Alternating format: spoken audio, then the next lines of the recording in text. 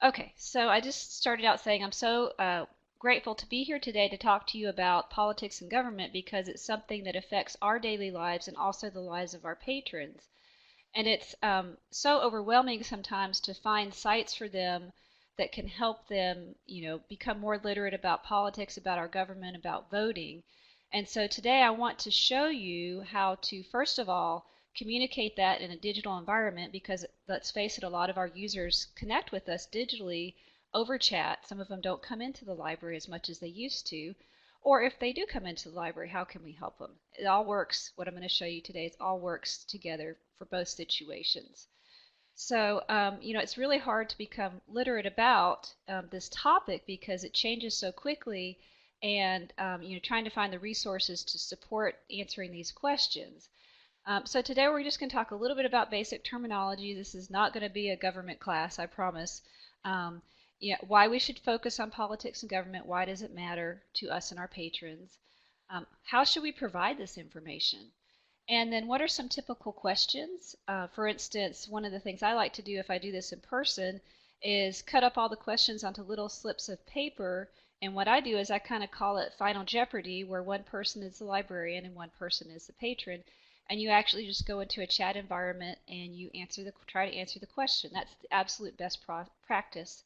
And I actually do that online with my students when I teach this class, digital reference. So something to think about. So how can we become effective with political and government digital reference? We're going to spend quite a bit of time on how you can be effective at chatting on this topic. We'll talk a little bit about the digital reference cycle. Of course, where would we be without the reference interview, and it's so important to be able to do this effectively. And in 22 years, I think, I've become great at it, but, depending on the question, sometimes I still struggle as well. And what kind of things can you do to help yourself when you struggle with these questions?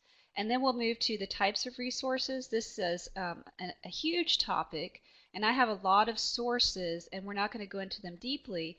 But my strategy for you is to expose you to these because if you're like me, until I made this presentation, I didn't have a lot of time, obviously, to look at all these sites all the time. So I want you to have these resources, pick the ones that speak most to you, that are going to help most of your patrons, and keep those kind of in your back pocket or in a cheat sheet or, maybe in a LibGuide or something like that. That's kind of the strategy for this. So that's our agenda today. So let's get started with some basic terminology. So just a review, in case it's been a long time since you've had your government class, and it's been ages for me. Um, so what do we mean by government, politics, and policy?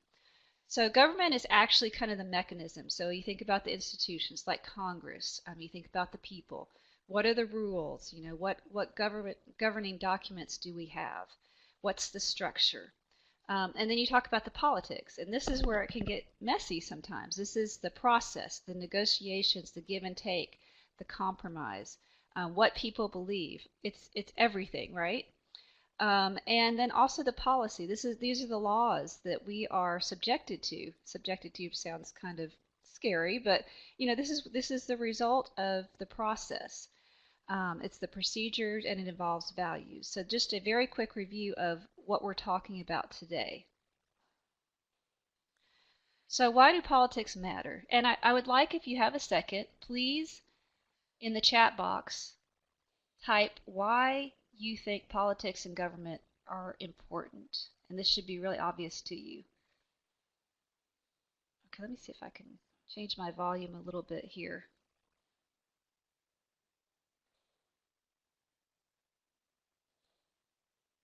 Is that better?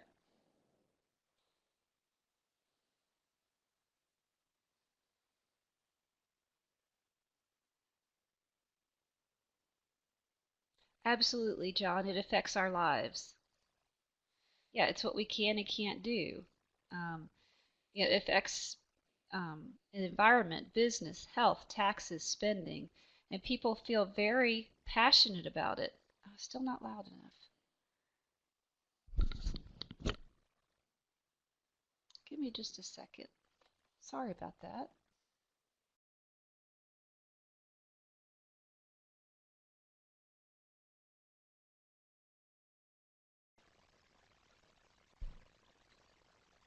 Is that better?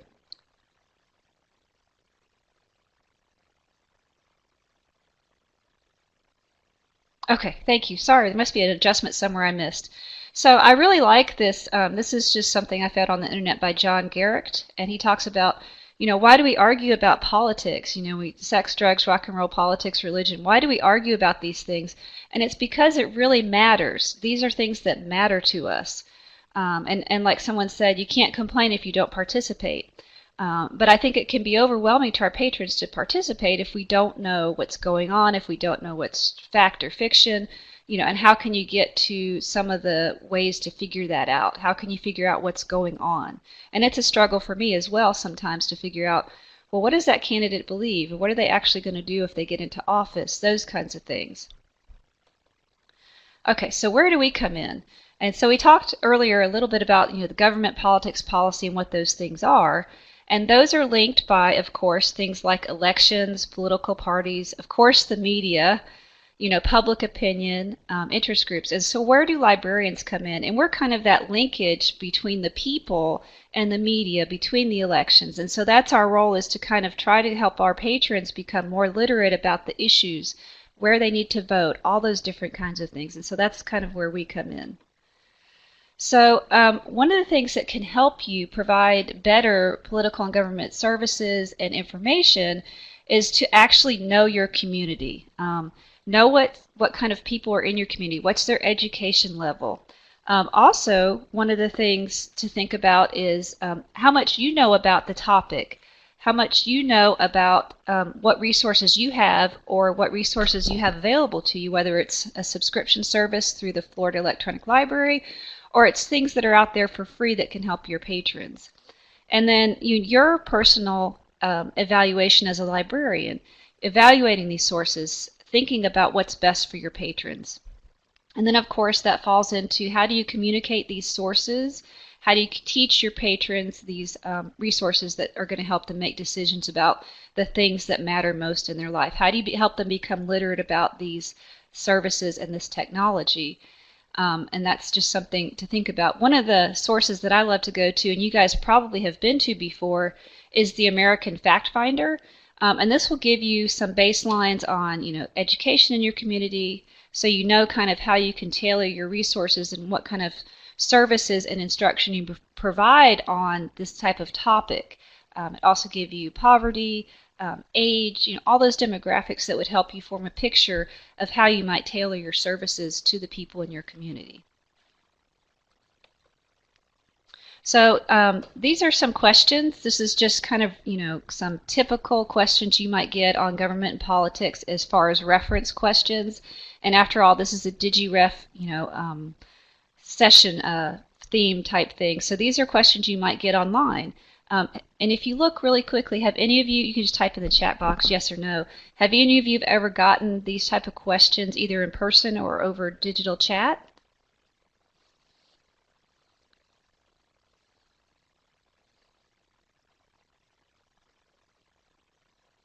Okay. Lori, which one, you could just put a number, which one did you get? Government spending. Okay, great. Okay, perfect. And so this is just kind of a sample set of questions. I'm going to tell you about some homework at the end if you choose to do it. I think it's kind of the best way to get really good at some of these questions. So here's just a few more, just to kind of, some of them are more like college library, some of them are, basically public library, different things like that. So these are some of the questions that you might possibly get. Number 12, all the time. Yes, absolutely. Okay, so just kind of, and so you're practiced at that one. Great. So how can we become effective? And this is kind of moving more into the digital reference portion. And part of this session is going to focus heavily on resources, but it's all fine and good if you have these resources, but you don't know how to communicate them to your patrons. So one of the ways that you can make your patrons happy is to have these fantastic digital reference skills, which focuses heavily on the reference interview. to have great technical and communication skills, and then also to have the knowledge of the politics and government resources. So if you get that question about what programs do I qualify, where do I vote, who's my senator, all those kinds of things, then you have these resources and these skills to make your patrons happy. So we're going to spend a lot of time on the digital reference skill, but what do I mean by technical skills? And I'm just going to go through this pretty quickly. And so those are things like, making sure you know how to access the internet. Do you know how to send a file? Do you know how to use the chat software that your library uses? Have you practiced in it? Can you send emails? Different things like that. Really basic technical skills. Communication skills are a little bit different. They are like, more of applying your digital reference skills, like when to communicate, how, why, and when to use those reference skills. It's the ability, the communication focuses on the ability to empathize with your users, how to explain the process without using library jargon, how to show a professional persona and project, the library community as a library space. And also, very important to any kind of interaction with your patrons, but especially things like religion, medical, government, is to not make value judgments. And I know it's hard, for instance, if you don't like Trump and they are a pro-Trump person and they're asking questions about Trump, it's kind of hard not to make value judgments and, put your personal opinion in there. But we, of course, you guys know, have to avoid making value judgments and focus on the information and remain objective. And sometimes that can be hard. But that's just some of the things about communication. Also avoiding silence. If you've been away for a while when you've been chatting, you always want to update the user on where you are in your process. I'll be back in 2 minutes, and also kind of with communication, where to follow up, how they can get back with you if you weren't able to answer their question in time, or you did answer their question but they might need more help. Follow up is huge. So as far as reference skills, things like how to be approachable, maintain a welcoming and enthusiastic service attitude throughout this text-based process, right? Because they can't see us, they don't know if we're smiling, they don't know if we're angry. And when all you have is the words, it's sometimes hard to convey that emotion that you're being helpful. Of course, knowing your sources, that's huge. Also the reference interview, and we're going to talk a little bit more about that. And also with the reference skills is thinking about, where your patron's coming from. Can they use the Florida Electronic Library, or are they in Georgia? What are the limitations that you have with your resources, and can you point them to free sources? Okay, so this is kind of what I think of as the effective digital reference cycle, and this is just kind of something that I made, and it's not in a book anywhere. This is just Stephanie Rollins' view of how to make digital reference effective. So one of the first things you want to do is, kind of look at your technical and communication skills and kind of assess yourself. Where are you lacking? Do you need practice with the chat software? Do you need to know about these political and government resources? What are your weaknesses? And then refine those skills. And then what you want to do is have a skilled reference interview. Again, we're going to talk a little bit more about that. Which also includes a chat flow. So once you get good with digital reference, you'll kind of notice that you have a flow for it. You know how to reconnect with the user if you've been away for a couple minutes. You know what questions to ask, and we're going to focus a little bit on what I call the flow in a couple minutes. And the scripting can be huge with that, whether it's something built into your chat software or it's a Word document where you've got little snippets that you can cut and paste for things that you're going to type all the time. Of course, it's picking the right resources to answer the question. It includes searching effectively, and it includes our skills of being able to evaluate the most effective and best resources for our customers. So that's just kind of a little bit about what I think of as the effective digital reference cycle. So this is something for you guys. If you do chats, this is what I use in my class, and after class, I make the students, fill this out after they've partnered up on a question, And I know it's difficult to see here. The link is at the bottom. But after you do a chat, these are some questions you can ask yourselves. This is, again, part of what I think is an effective chat. It goes from best to worst. So, for instance, a personal greeting was sent. You know, reference question is clarified. So there's some tips here about what makes really good chats, and you guys can come back and look at that. But if you decide to do the homework, you can actually come here and fill out this form and get some feedback on each other. So what is a reference interview? And we all know this, but it just bears just kind of refreshing it again. So it's kind of this interpersonal communication that's between a reference librarian and a library user to determine kind of what they need, which, as you know, may turn out to be completely different from the question they initially asked. It can be in person, phone, electronically, email.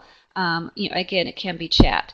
And a well-trained reference librarian can initiate conversation sometimes if that person has anxiety about asking their question.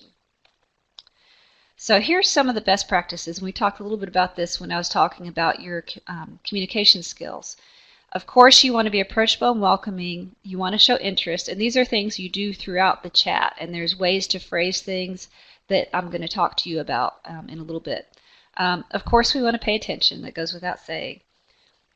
To me, the heart of the reference interview is clarifying and verifying the person's question by paraphrasing it or asking open-ended questions if needed. You want to formulate a search strategy, and in order to kind of instruct and educate our users, you want to share it with them so they can take that back at a later date and do it themselves. You want to follow up, is this what you need, the user satisfaction, and then you want to formally conclude the interview, because sometimes you're just sitting there and they're just sitting there and somebody needs to initiate a closing. So, so here's some of the, this is when in my 22 years, I found to be one of the best processes for the reference interview. And I call it Reference Interview Zen. And this is from Taika-san. A few years ago, even though I'd been a reference librarian for quite some time, I'm always trying to improve my skills and see what else I can do better and what I can learn about, reference. I've done reference forever. What am I missing? What can I do better? And so I took this class. And it focused on Taika-san and his 4 R's of the reference interview. And you guys know we've heard about the 3 R's, the writing, reading, and arithmetic in school. Well, this is the 4 R's of the reference interview. And so it's kind of a mnemonic as you're doing your chat to kind of keep in mind. And if you follow the 4 R's, you're more likely to succeed and your patrons are more likely to return. So here's the 4 R's. So you want to reassure your user. You want to respond, you want to reflect, and you want to repeat. So if you've ever seen Karate Kid, it's kind of like wax on, wax off. You may be too young for Karate Kid. But those are this is kind of the process to keep in mind. And it could be a ton more complicated. I've seen a bunch of reference books that, have like 20 steps. But to sum it up, this speaks to me and hopefully it speaks to you as well. So reassure. The first thing you want to do is reassure your patron. They took the time to come to the chat window and ask their question, and they're, so they've probably searched Google. They've probably done quite a bit before they've come to you a lot of times. Not always, but sometimes. So you want to reassure them that their question is important. There's this huge psychological barrier sometimes for people asking for help. And so before we even address the question, we need to reassure them and let them know that their question is important. Yes, I can help you, or we've got a ton of information on that, or I know we can discover something together, something positive. So respond. So once you've reassured, you want to actually let them know that you've gotten their question, but as we said earlier, they rarely ask for what they really want. So we want to use our reference interview skills to find out. So open-ended questions, we can get them to expand upon the request, and close-ended questions will refine the details. And this is kind of the part that takes the most time. And I'm going to talk a little bit more about this. So if you don't, some students in my class didn't know what an open-ended question was, and they didn't know what a closed-ended question was, which I thought was pretty simple, but so I'm going to state the obvious to you as well. So the thing about this is if you are good at it, it will save the patron time, and it will also save you time without having to ask, getting involved in the search strategy and then them saying, oh, that's not what I really wanted. So if you can narrow down their question, it's only going to help you get them the sources that they need. So when I talk about open and close-ended questions, basically you're beginning a dialogue. So again, we have patrons that are embarrassed because they're asking for help. So we want to make our patrons feel comfortable in this dialogue, in this give and take. So, again, somebody says, where are the newspapers online? And that's not really what they wanted. They actually wanted, an article on Trump, and they didn't ask you that. They just knew that it was going to be in a newspaper. So you want to make sure you begin a dialogue that can help them get the information they actually want, even if they don't know how to ask that question. So it's about how to ask. So this is kind of an open-ended question, just to sum it up, is going to help you get more information from the patron. So for instance, where have you looked so far? And they may say Google, or I've looked at a newspaper. So what kind of material would you expect to find on this topic? How much would you like to find? Or, tell me more about that. My sons, for instance, I wouldn't say, did you have a good day? Because they'd say yes or no. I would say, what was your favorite part of today? What was hard about today? Who did you talk to today? What did they say? And those are more open-ended questions, because with teenage boys, they're going to give you a yes or no answer. So those are just things to think about, and maybe that's oversimplified, but just to give you the idea. Now, close-ended questions, and when I do digital reference, I kind of alternate these, back and forth to get to whatever the question actually is that they're asking. So these are more yes or no questions, like have you looked in the library catalog? Do you want books or articles? Do you want current or historical information? And then near the end, a closed-ended question that could be part of your closing is this what you want? Am I on the right track? Those are more closed-ended type questions.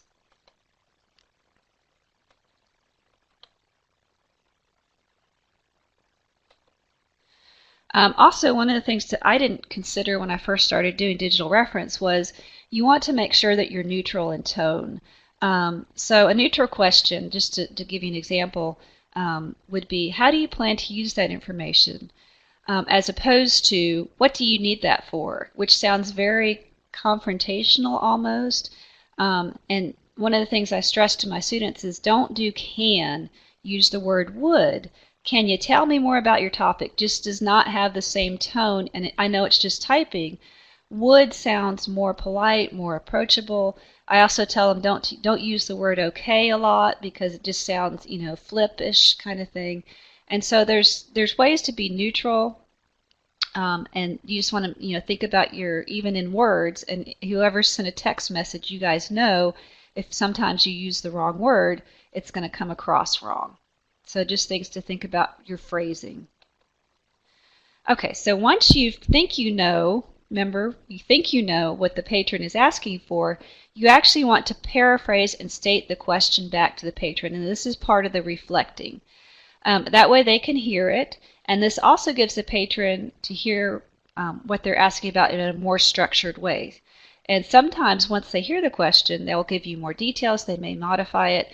So one of the things I teach my students is, just come up with something that works for you. But so if I understand correctly, you are looking for, and then you kind of summarize what they're asking. So that's part of the reflect. And then repeat. Sometimes you may have to, reflect also includes the resources. And then you want to repeat. So you start, again, reassure the patron. So once you've restated their question, you reassure them, oh yeah, we could find a ton of information about this. And again, you may want to refine using open-ended questions, closed-ended questions. Sometimes this part takes a little bit more time. So what does this look like? And so this is kind of a scripted chat just to kind of give you the idea of when I showed you that little form that will help you evaluate your chats. This is kind of step by step some of the things that you might do in your actual chat process. So of course you want to have a welcoming greeting. So what I do is I always, if the person gives their name, I always start with their name because this is an impersonal environment, and then I always say my name so it doesn't sound so automated, and ask them how I can help them today. And this person, of course, gives a really, really broad question. I want to know about the issues in our upcoming elections so I know how to vote. Huge, right? Huge question. So again, you want to acknowledge the patron, and you want to reassure them. So that's an interesting topic. And what I did here is I asked an open-ended question. What kind of information on the issues are you looking for? And the patron Sam says, I need information on how the candidates feel about the issues. Well, that's great, but that's still kind of too broad. So again, this is kind of the respond section where you're trying to figure out what they're asking. And again, we have a lot of information on campaign issues. Is there a specific issue or candidate you're seeking? So that's more of a closed-ended question. But it's still reassuring the person they've come to the right place for help. And so the patron says, well, I want something on Clinton and Trump on healthcare, but I don't know where to start. And the librarian again reassures them, I know how that can be overwhelming, but again asks another close-ended question, books, articles, or websites. And the patron says, anything would be great. And I just want, information that can answer my question. And so here again is part of the process where you're restating their question. So you want to find resources on how both Clinton and Trump view the issue of military spending, or whatever it is that they say. Yes, that's it, the patron says. And one of the things I also do in my chat is I make sure how much time they have, because a person is not in front of you. You can't read their body language if they're in a hurry.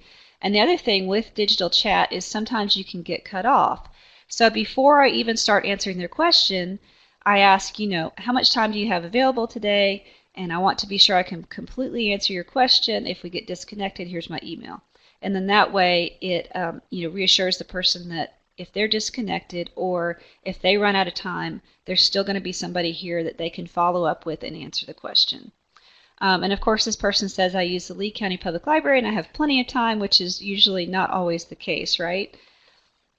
So one of the things, as far as resources is, I know just where we can find information on a candidate's view of the issues. Let's start with this site.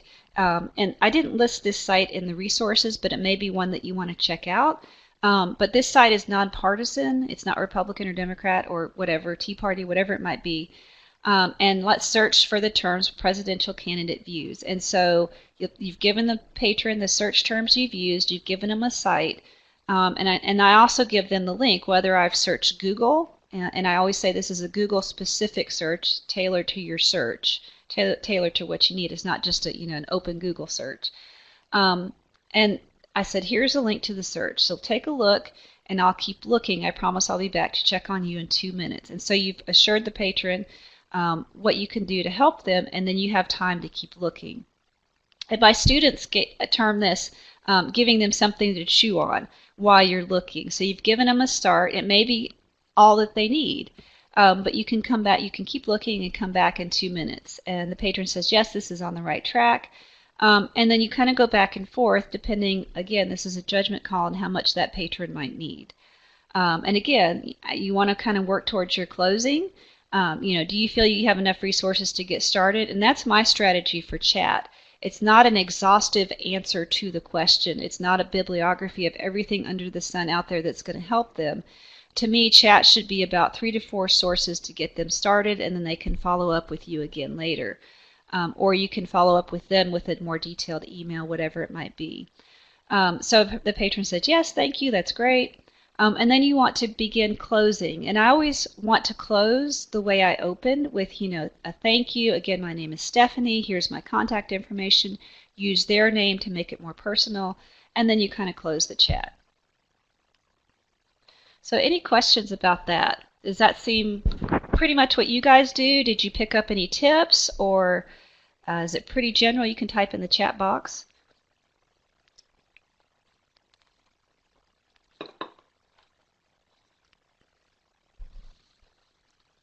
Great, great. I'm glad it's helpful. And again, this is what I talk about, the flow. And a lot of the flow has to do with the scripting. And like I said, whether your chat software has a little bit of scripting built in, or you have something like a Word document that you have on the side, you can Great, Amy. And I'll tell you one more tip in just a second. So with scripting, you're always going to have a greeting. You're always going to have a closing. You're always probably going to say, I'll be back in 2 minutes. You're always going to say, how much time do you have today? So those things you can actually, kind of script and keep to the side. But like I said, I would focus on including personal information. Maybe put an X in your little script, and that X would be the person's name. So that way it makes it more personal, not so automated. Another thing is there is a search engine for libguides. So you can actually send a person to a libguide, provided it's stuff that's free and not subscription databases that you don't have. Okay, great. Thanks. Okay, so now we're going to focus more on the resources. So you've kind of, like I said, you've got the huge important reference interview, the 4 R's. How do you make sure your patron is reassured? And then you've got to focus on the resources. So in terms of politics and government, there's going to be a lot of resources, and it may be overwhelming for you. Again, I want you to pick the ones that you think would fit your collection and what you get asked about the most. Maybe keep a little cheat sheet. You're going to have a copy of this presentation. You can print it out. You can copy and paste the websites, tailor it to what you need. This is just for you. It is going to be a lot of information. But I did want to start with the Florida Electronic Library, and then also move to some general databases, because with politics and government, sometimes that involves history. It can be a very general question. Also, some federal government information websites, sites on election and voting, political parties. Of course, where would we be without the Constitution and other important founding documents? How to find free books and how to find free articles. So some of this is going to be things that we obviously have to pay for, but also there's some sites out there that are free that the government provides. That are super helpful to answer some of those like typical questions that I showed you kind of in the beginning. So one of the things that I don't often think about, I'm in Alabama, and we have the Alabama Virtual Library, where we have a ton of databases that anybody in the state can use for free, so similar to Florida. But just in case you haven't been to the Florida Electronic Library lately, I just want to talk to you about a couple of databases that I think would be helpful. So again, there's some general databases like Academic OneFile. This has got peer-reviewed full-text scholarly content. So if they're asking a question about political parties or lobbying, this might be a great place to go. Also, Expanded Academic ASAP, General OneFile. These are general databases, but again, they're paid for through the state of Florida, so you have access to them at your libraries. Also, a little bit more specific might be the criminal justice collection, because there is some overlap with politics and government with law, obviously, how laws are made, different things like that. And there may be some things that, law enforcement, security, terrorism, that's all kind of related to government. Also, the military and intelligence database. This is something that we use heavily where I work. I'm a military librarian as well. And so, how does the military play into the support of government and peace and terrorism? Those are questions that people ask. Obviously, the Civil War might be something that would, how did that lead to what we have today? History is what came before. How is that important to government? Also, war and terrorism. And then at the bottom, looks like I cut my slide off. Sorry about that, or my computer won't show it to me. Is the World History Collection. So there may be some things in there about how our government was formed. So just think about the Florida Electronic Library as a place to go that might help answer some of those questions that you get. So some more general library databases that might be helpful. And these are primarily from EBSCO as opposed to Gale, and you may have some of these in your library. Same kind of things when you think about general questions. Of course, Academic Search, that's what we have at our library. That has a tremendous amount of military, government, politics in there. Opposing viewpoints in context also is great because it looks at different issues kind of at a pro-con basis. So if you're looking for something on government spending, or kind of the pros and cons, or if you're looking for topics like candidates feel about abortion, well, what is abortion? What are the views on abortion? It's going to give you information on different sides of an issue. Okay, so CQ Researcher I also love. It's similar to Opposing Viewpoints, but what it does that I think is fantastic is it gives you more of a complete overview of a topic. It gives you kind of like a huge PDF file. So on hot topics like healthcare, international affairs, the environment, the economy, and it gives you background information, what's going on right now. It does give you pro-con, and it gives you kind of bibliographies that you can follow up with on key sources. So I think it's fantastic for that. Obviously, American History Online. We have to go back and look at what happened in history and how that impacted our government, and those you may get some questions on that. And then EBSCO has a military and government collection, which again may be a focus of somebody asking a question about the government. LexisNexis Academic is fantastic for what's happening right now in the news. And it also gives you company profiles. For instance, if somebody had a question about so-and-so funded Trump's campaign, what is that company? You could look that up as well. Also, Statistical Abstract of the United States, and this is through ProQuest. It used to be free. ProQuest bought it, and now it's you've got to pay for it if you want it. There's other ways to find this information, but what this does is it covers political and economic life, which is really great. And again, this may answer some of the questions that your patrons have for that.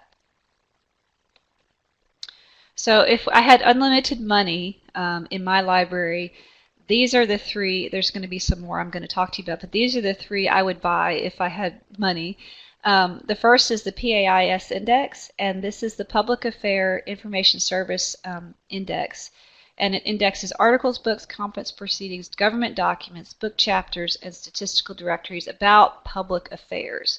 So it's fantastic. You can search across it. My library doesn't have it, but I know some of the college libraries do have this. And it's so kind of a go-to information for public affairs information. Another one is the Worldwide Political Science Abstracts. And again, this is public administration and policy. This is something I used when I was working on my doctorate, and it just gives you information about various topics in political science. And again, that would be a fantastic one if this is something your college or your school focuses on. A little bit more in depth than say for a public library. My favorite of the three probably is congressional publications, because we have this at our library, and what's fantastic about it is you can look up the congressional record for the week and what's happening in Congress. You can also find information and biographies on different congressional members. Yes, this information is available for free in different spots, but this pulls it all together. It also gives you legislative history, so if you're trying to trace what happened with the law, it will do that for you. It's also got the Federal Register, so tons and tons of government information about what's kind of going on in Congress. And again, like I said, I'm going to show you a couple things that are free, but this is just something, if you had the money, that would be fantastic to purchase. But who has that, right? A couple other ones that are useful that again would cost money are the American Foreign Relations 1600. And so this is kind of more about what's happening with diplomacy with the United States, and it starts from the colonial era to the 21st century. So it's just kind of, if you have somebody that has a question about the government and foreign relations, it would be a great place to go to.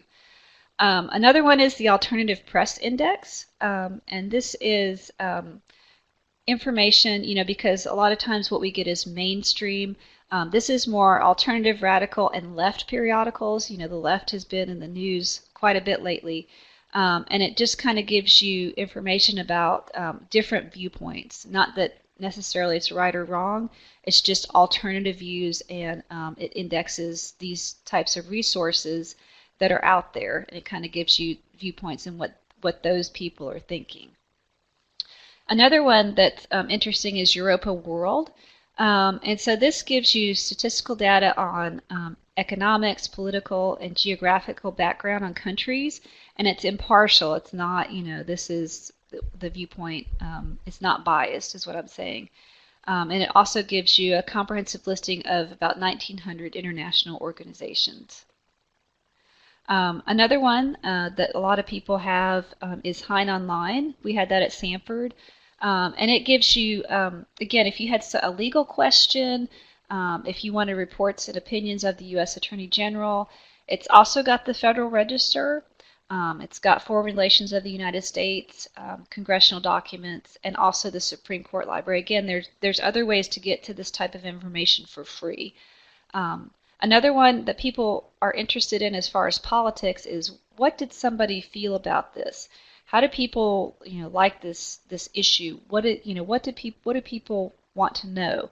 It's called the iPoll Databank, and I've got a free alternative I'll talk to you about in a minute. But just to let you know, there is a subscription database, and what this does is it shows you questions and answers for surveys asked in the U.S. over the last 65 years by more than 150 survey organizations. So it's a huge data set. And so it's just something to think about. And then finally, I couldn't leave the subscription databases without talking about Westlaw.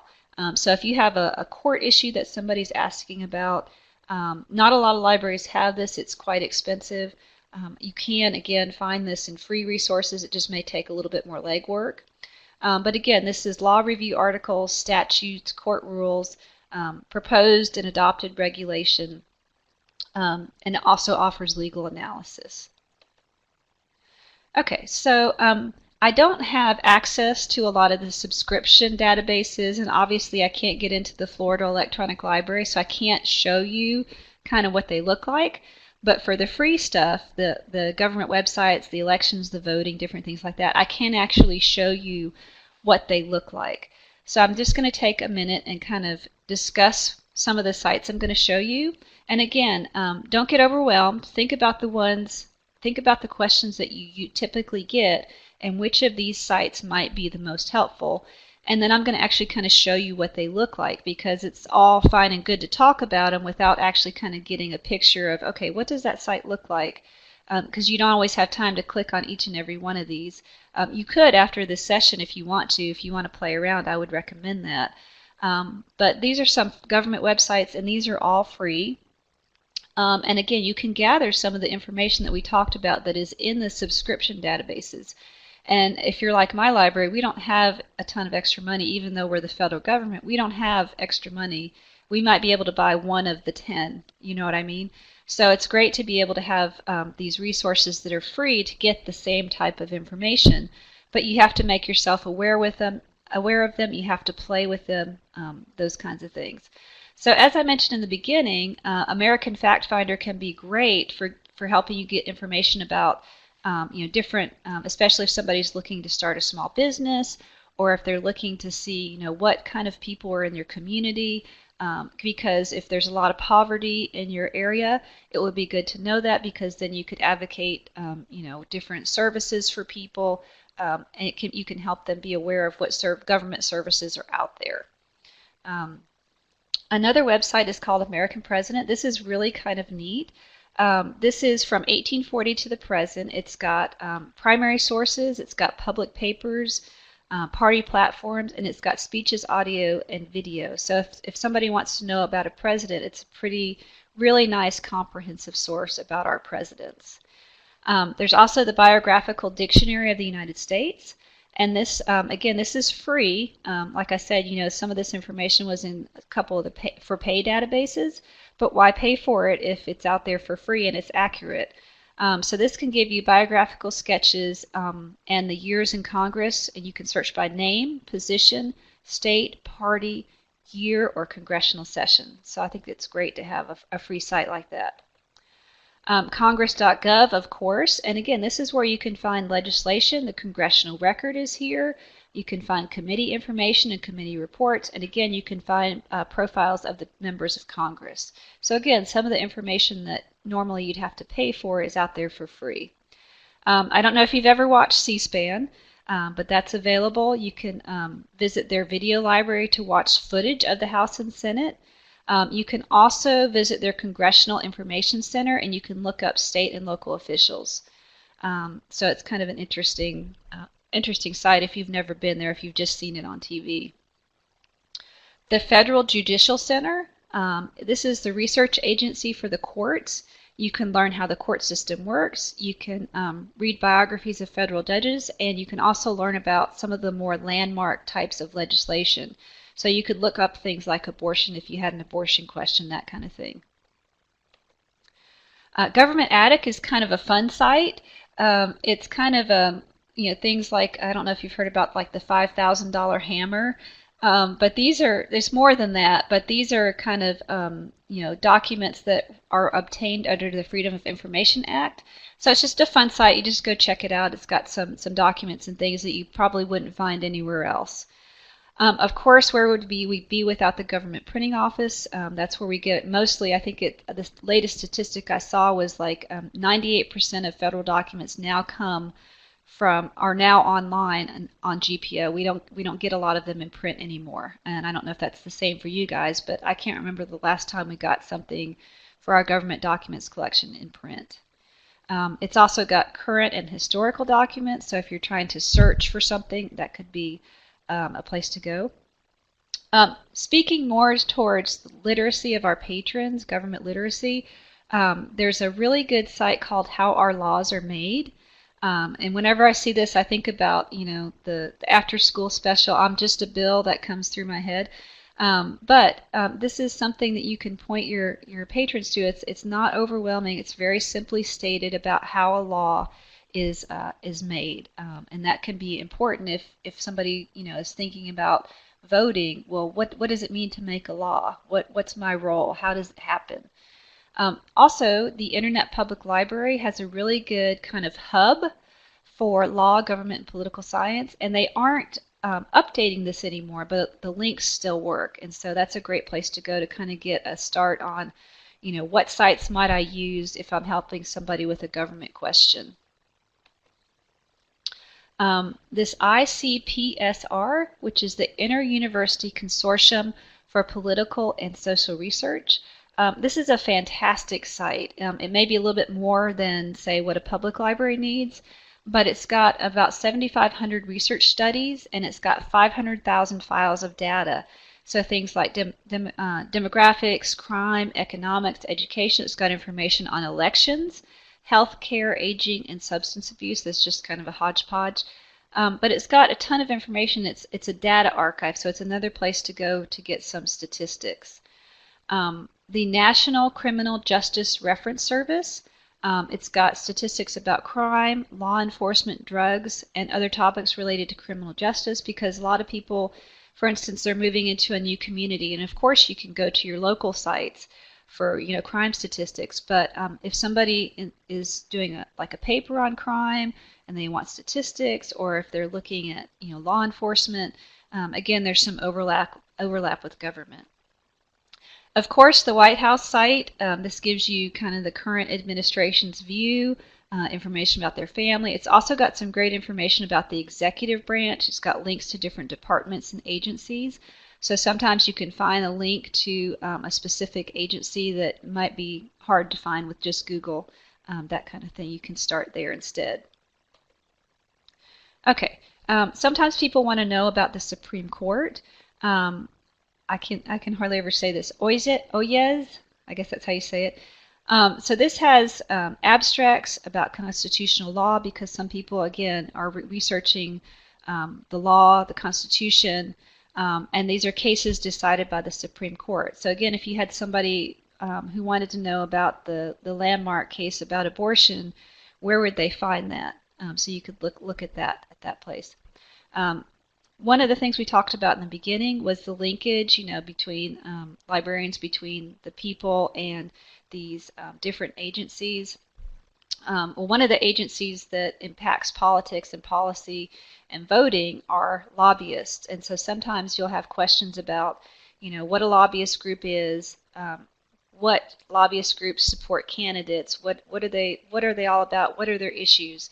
So this is a link to about 500 different websites of United States lobbyists. So sometimes, if they support a candidate, and you're thinking about voting for that candidate, it might be a place to go to look at what is that lobbying company, what do they believe, what do they do. Also the Supreme Court database, and this has 200 pieces of information about each case that's been decided about the court between 1953 and 2008. So it's got the identity of the court, whose decision the Supreme Court reviewed, so sometimes you don't always get that, the parties, the legal provisions, and then also the votes of each of the justices, which is kind of interesting. USA Facts. So this is it's a really user-friendly site. It's just got a Google-like search blank. It's fantastic. But this gives you federal, state, and local data from over 70 government resources. So again, if somebody wanted to know about crime or they wanted to know about poverty, it's a great place to go. Also USA Gov, if you're thinking about somebody who needs help with what programs do they qualify for, those kinds of things, this is the official site of the U.S. government. There's not much you can't do here. Again, a great site. The United States Code, I don't know if you've ever had anybody that was looking for this. I've had a couple of questions in my time. But this is great because it lists all the current federal laws in effect. It's done by Cornell, and it's arranged by title, so that broad areas that the code covers. And it's completely searchable, and it's free. The United States Federal Judiciary. So this also talks, if you have somebody that doesn't know how the federal judicial system works, for instance, starts at the local level, moves up to state, how does it become a federal issue? And it gives you information about each level of the court system. The federal courts, there's like this precinct and that precinct, and how does all that work? This site will help you figure that out. Okay, and then finally, the United States House of Representatives and the United States Senate. So sometimes people want to know, well, what's going on, what's recent and pending legislation in each of the houses, and then also in the Senate, what's going on. And it also gives you biography information. Again, this information is freely available. A lot of this, again, you would have to pay for if this wasn't out there on the internet. So I think it's fantastic. And then there's also information about U.S. Supreme Court decisions from 1990 to the present. And again, this is searchable. And then earlier, 1937 to 75 is also searchable by keyword or case name. And then finally, people want to know about, that question we get about government spending. What does the Department of Treasury do? It gives you a history of the department. You can also take a fun virtual tour, but it just kind of gives you information about what the Treasury is looking at, how we spend our money, those kinds of things. So just kind of a quick look at, okay, so that's everything. I know it was overwhelming. Again, pick and choose what speaks to you about these different topics and what you get the most. But I wanted to expose you to some of the free things that normally you would think of paying for, and you don't have to. That information is out there. It's just making yourself aware of these websites and what they can do for you. Okay, off my soapbox. I just like to be able to connect our patrons to free things and not be kind of, spend our library budget on things for them that are really going to help them when these things are out there for free. So this is the American Fact Finder, and what's great about this is what you want to do is click on Advanced Search. And for instance here, I wanted to know the education level for Collier County, Florida, and it's going to give that to me. So in the beginning, when we were talking about thinking about what kind of government services or outreach you might do for your library, or what kind of things you might provide in your collection, these different community factors would help you kind of determine a little bit better, give you a better picture of what kind of government services or what kind of things you might have in your collection to support who is existing in your community. So this is the American President, and like I said, this is kind of really neat, a really neat site. It's got all the U.S. presidents, the speeches, it's got some oral histories, it's also got some educational resources, And it's also got just some really, it's got some nice pictures. So it's, again, if you have a question about the presidency, it's really a really nice site. This is the Biographical Dictionary of the United States. So again, like I said, you can look for a congressional member. It's just fabulous because, again, it's free. Congress.gov, again, there's a ton of information here. You can look at the current legislative activities of Congress, the House, the Senate. You can also do a search, it's kind of a Google-like search for current legislation. You can also see the most viewed bills, which is kind of neat. Probably if your patron's looking for it, it might be here in the top 10. So again, that's the Congress. C-SPAN we talked a little bit about. Like I said, you can watch this live here. Again, you can search for information. The Federal Judicial Center, like I said, this is kind of a way to educate your users about the judicial branch of government. It's got research about the courts, education, history, judicial relations. It's also got a publications catalog. Government Attic, like I said, this is kind of a fun site. It's got FOIA information, documents. To find those up here at the top, you'd actually click on where it says Documents, right there. Hopefully you can see my mouse. This is the Government Printing Office. Again, you can search it. You can get a catalog of government publications. You can look up things. You can locate a federal depository library. You can also look at Ben's Guide to the U.S. Government. He's got a fantastic list of websites and different things like that. Again, you can search it if you're looking for a publication.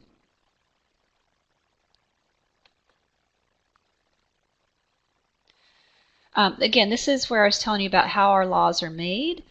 So this kind of gives you, again, a different kind of very simple way to explain to somebody how a law is actually made. It takes you step by step. This is the Internet Public Library I was mentioning. So again, this is just kind of a hub on giving you some different websites, kind of like what I'm doing today. It gives you okay, I'll come back to your question. Great. Again, this is the Internet Public Library. Again, it's got some things. This is something that was done by librarians, evaluated by librarians. And so you can get information about elections, political advocacy groups, political parties, different things like that. So again, it's just kind of a hub to help you get started. This is the ICPSR. Like I said, might be a little bit over public library level, but it may still be useful. Again, it's got 500 data sets in here, so you can search for things like census information, community and urban studies. What you can't see on the screen, there's about 10 more places you can look at. You know, economics, behavior, and attitudes. Those are all things that might be helpful to you. Again, here's the Office of the President of the United States, which is the White House. The Supreme Court resource, so again, you can look at cases, you can look at the justices. This is where I was telling you about the political advocacy groups. So if you wanted to know about different types of lobbying and what they do and how they might influence a particular candidate, this would be a great source. Again, the Supreme Court database, you can find information about. Yeah, the Internet Public Library hasn't been updated. You're correct, but a lot of the sites still work. So sometimes I go there if I'm struggling to find, you know, kind of an overview site. So a lot of the sites still work, even though it hasn't been actually added to and updated, if that makes sense. So I still mention it, but great point, Amy. Thank you. So this is the Supreme Court database. Again, it's got data, it's got analysis. So again, if somebody's looking at a site, it might be helpful. USA Facts, this is where I was telling you it kind of has like a Google form where you can search. So it's got federal, state, and local data from 70 government sources. You know, for instance, where does the money come from? Where does the money go? Those are questions you can answer with this site. Again, this is the site for the government. So if you get that question about what services do I qualify for, Again, you can look at government agencies, you can look at benefits, grants, and loans, housing, jobs, and unemployment. So again, this would definitely help you answer those questions about what government services do I qualify for. This is, again, the United States Code, should you need to search it. The United States Federal Judiciary. Again, you can find a courthouse, you can look at judges, you can find out what information about federal courts. The House of Representatives, pretty self-explanatory, we've looked at that. The Senate is here. The Supreme Court's decisions from 1990 to the present, this is what this looks like. And then also earlier from 1937 to 1975. So you may have people that are looking at court cases, and I just mentioned that just in case you do. And again, this is free. You don't have to go to Westlaw. And then how is our money spent? So this is, Treasury, and it's got it for different people, the public, businesses, financial institutions, government. So you can choose how you look at it. Okay, so very quickly, I know somebody mentioned something about elections and voting. So we'll move through this quickly. So as far as how do you find out what's true? I mean, we've got all this fake news going around. We've got also, it bleeds over into elections and who does what and what's true and what's not. So one of the things that I like to look at is there's this place called factcheck.org. Has anybody ever used that? So what it does, it's impartial and it provides factual, up-to-date information on all major political players, including presidential candidates. So it's a place you can go to. Now, of course, as librarians, we always want to double-check everything, but it's a good start. It's a start, and it will help you look at different issues. Now, somebody said, what about local elections? The Florida Division of Elections, this is kind of the one-stop shop for voter information in Florida. If you're looking at finding information, sometimes people want to know about women and women in voting and different things like that. There's the League of Women Voters. Also, if you're trying to look at the money in U.S. elections, this site looks at the money. It's called opensecrets.org. Again, if you're trying to educate yourself or your patrons about how does the money flow in different elections, local, state, national. And this is created by the Center for Responsive Politics. And so this is kind of a political watchdog group. Again, I don't trust everything as I get it as a librarian, and you probably do this too. You definitely evaluate. But these are places that are starting to do that, and it can help your users if they want to check a fact or if they want to check the money in different candidates in elections. So I really like that. Again, remember earlier we talked about that poll site that was a subscription. The pollster.com is free, and it covers many different types of polls: governor, congressional, presidential. There's a site called Project Vote Smart, which I really like as well. What this does is it's nonpartisan, so it kind of, again, it helps us to help our patrons become more literate about government and politics. It provides biographical information and voting records for elected officials and candidates. So again, if you're thinking in terms of your local elections, this may be a site to go to. And then, just basic information in general about how do I vote, what are elections, what does all this mean. This is, again, through USA.gov, but this contains official information about voting in the U.S.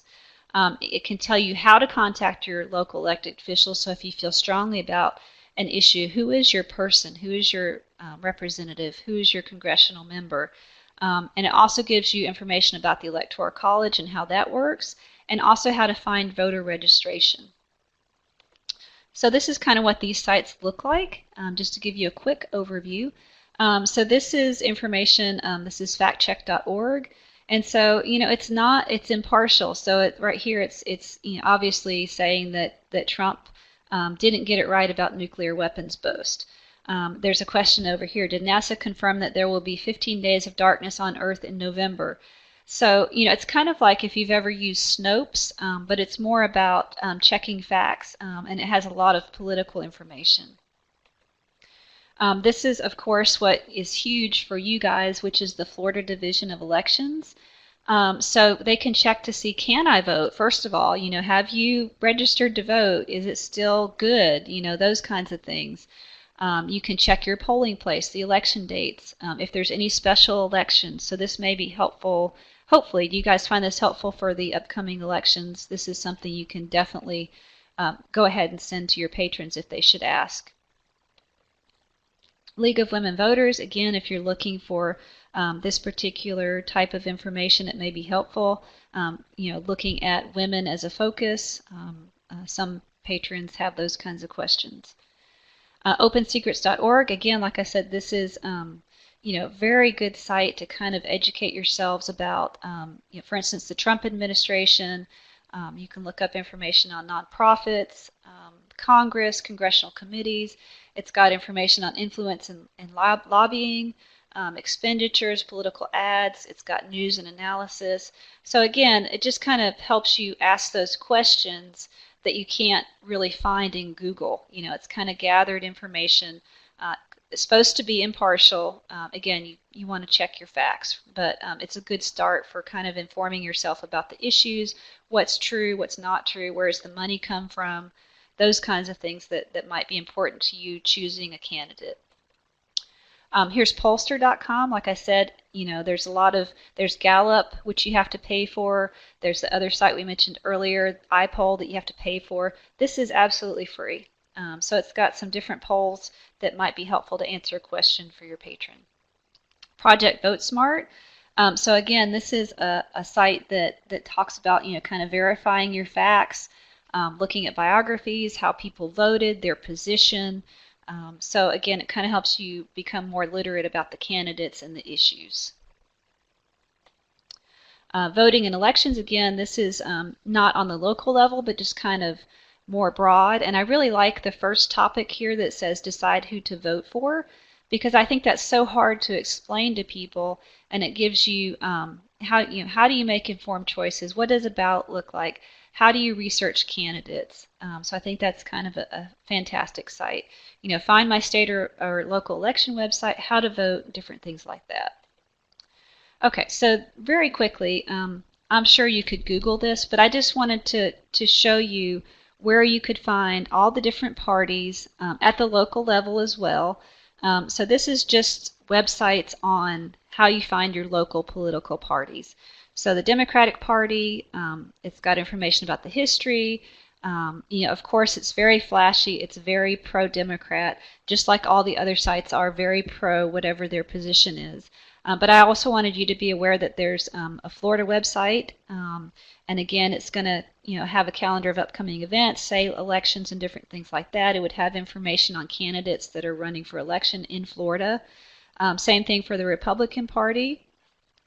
There's a website for the Libertarian Party, the Green Party, the Communist Party. There's actually a Communist Party US website, believe it or not. The Socialist Party and the Tea Party. So sometimes it's just, you could Google this, but if you had a list somewhere, you could just copy and paste it and send it to the patron, about information about the different political parties and what they believe.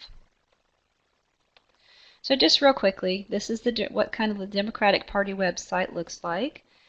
This is for Florida, and again, you can sign up, you can donate, you can find out who the party is and their team for Florida. This is the Republican Party, and again, it's got a little bit more information here under their menu about their platform, state leadership, different things like that.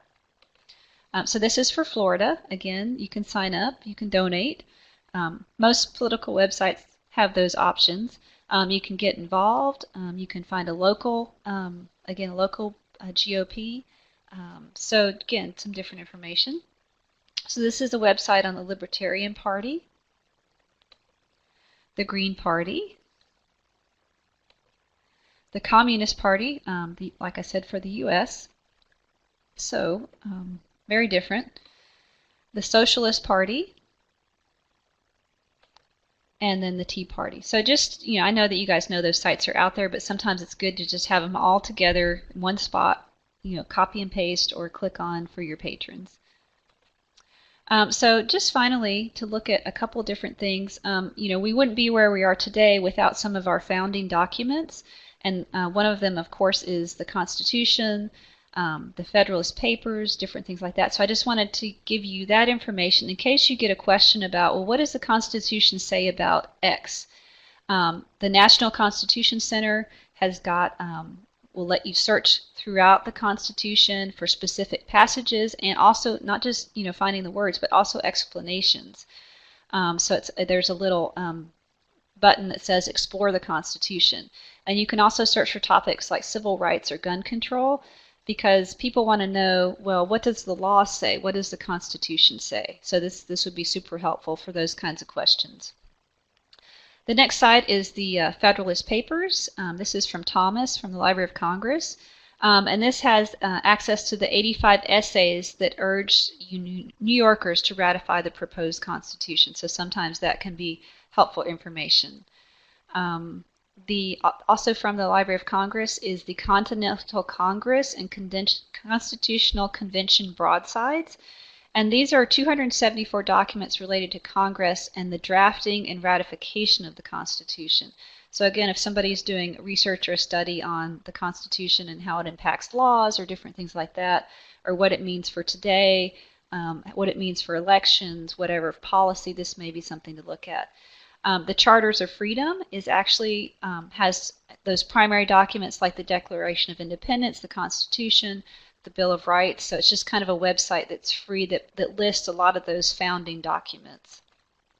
So this is the National Constitution Center. And so, again, read the Constitution, learn. You can actually, again, search through the Constitution and get explanations. You can also buy a ticket for a tour.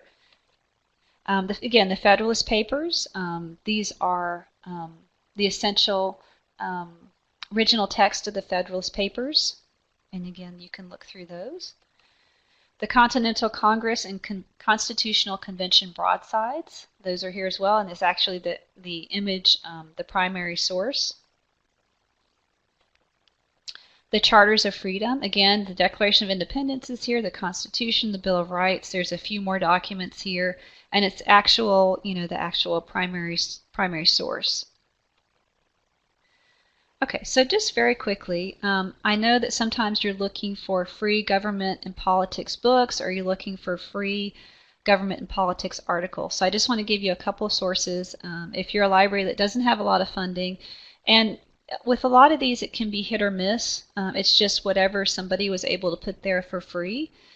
So sometimes you'll get great stuff, sometimes not so much, but it is a place you can look at and get some information that might help your patrons if you don't have a robust collection, or your funding, like a lot of us don't. My library doesn't. So sometimes these are sources that can help you get information for your patrons.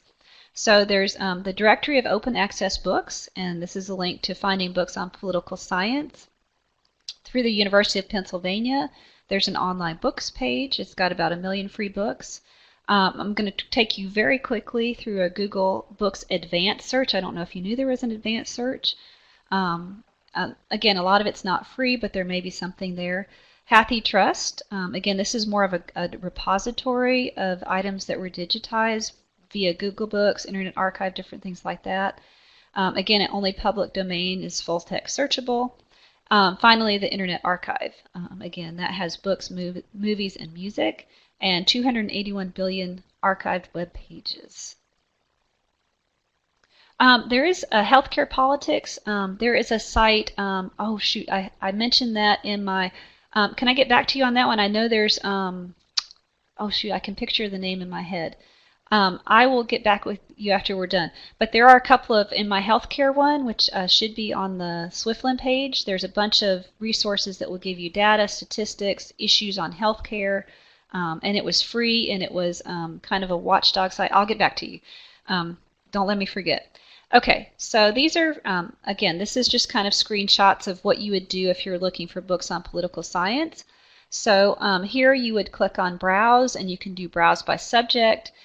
There's a subject area called Law and Political Science, and under that is Political Science. So there's free books here. It just hit or miss depending on what you're looking for. You can also search throughout as opposed to doing it by subject. This is through the University of Pennsylvania.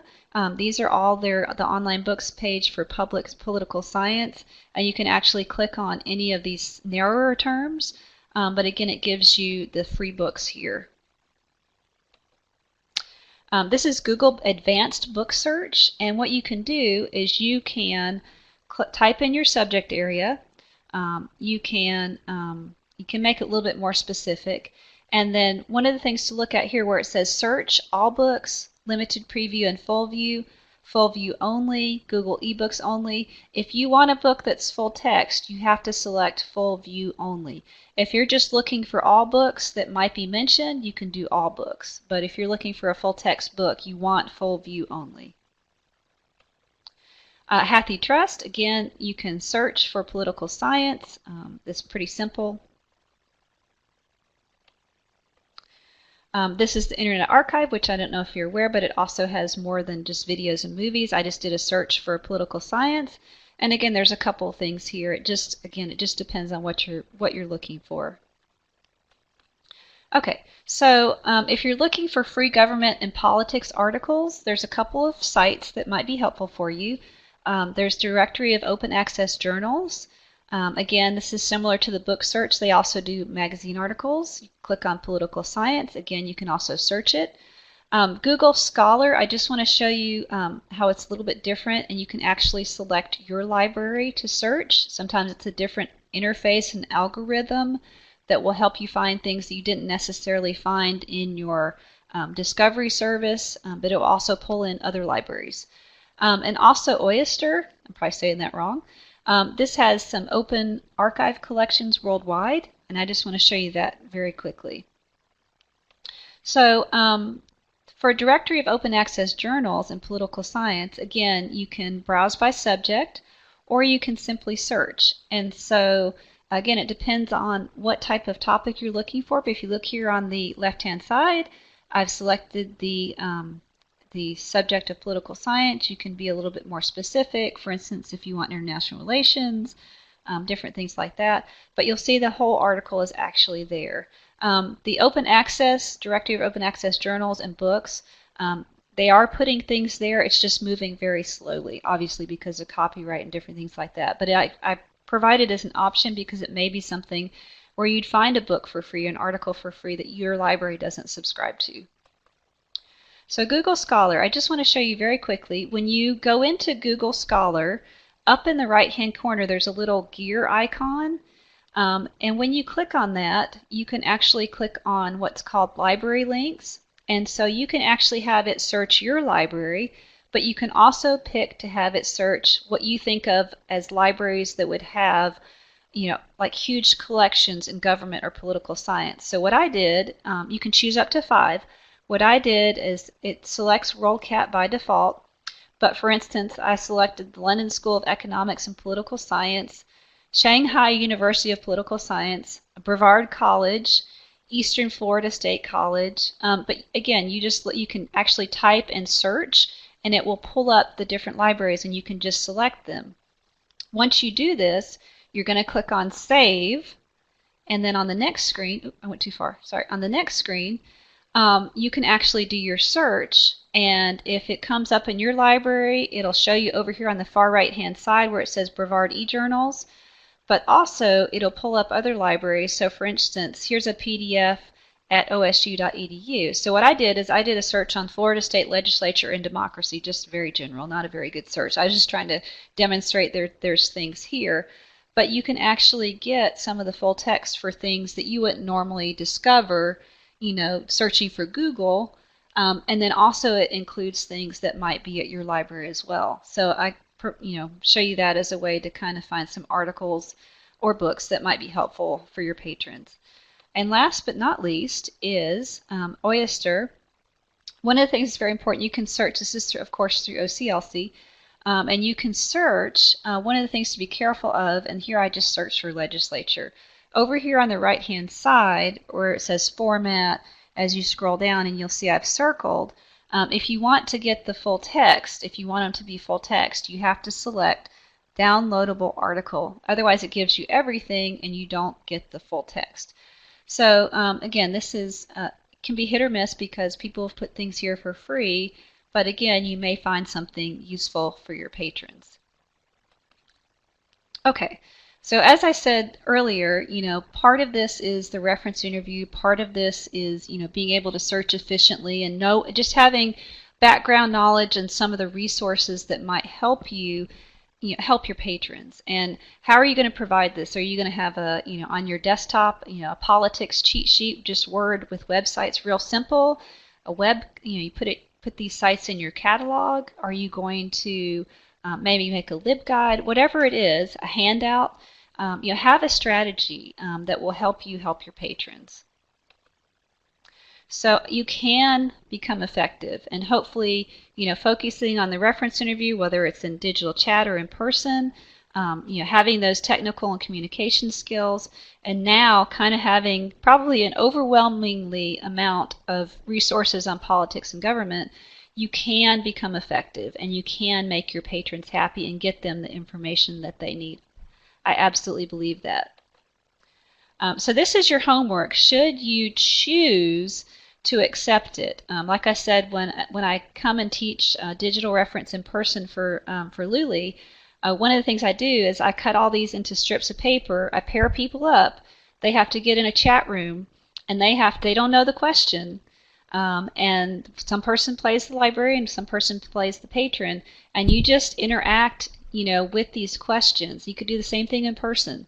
But just practice on these different types of questions. And you may have even more that you guys get all the time that would be fun to just kind of go over in an hour with all of your staff, all your reference staff. Hey, here's some sites. Here's how you'd answer this question, just kind of on politics or whatever topic you get a lot of questions on. How would you find sources on these local candidates? You're probably going to get that right now. What site would you go to? How would you answer that question? So hopefully I've answered that for you. And again, you can play with these questions. These are just some sample questions. Some of them are great, some of them are not so great, but I was just trying to get you some questions that you could practice with. So do you have any questions?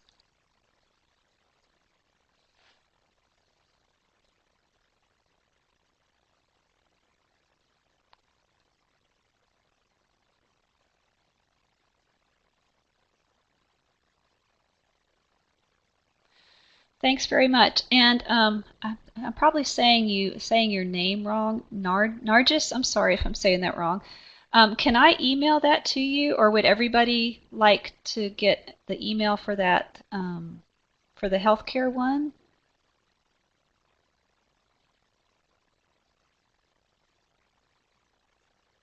I believe it's on the Swiftland website, but I can.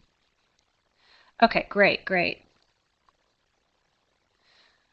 Oh, and this presentation you will get emailed to you. I believe Taylor Luli will speak up about that. This you will definitely get emailed to you. I was just also asking about the health, if you would like the link to the healthcare one.